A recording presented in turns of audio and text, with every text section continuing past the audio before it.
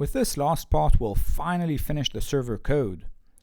Post web service is even simpler than user web service, as it delegates to the post service class, which is smaller. The post service prefixes all calls with post, as opposed to the user web service, which used /user. This class carries a one-to-one relationship to the post service class. We make no use of other services. The methods here can throw a permission exception, which as usual will translate to an error DAO. The methods of the class translate the business logic to a web service as before. They are trivial for the most part. List and feed just return pageable data for the given user. Notice that every method here accepts the auth header. When making a new post or comment, the DAO object is passed along with the header. This allows for clean client-side code that can be unaware of the authorization for the most part. That's it. The class itself is a trivial wrapper around the service class. This brings us to the last class we will cover in the server before going back to the client, the media web service.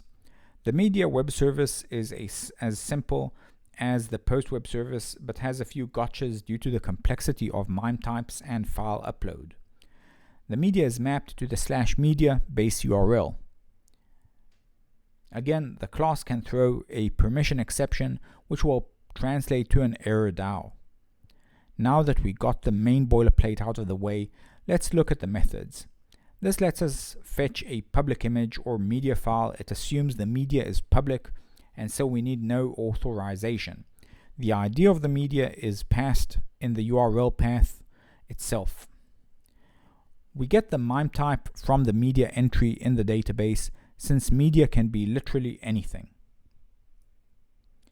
An all request will also return friends only media entry and is thus marked as all.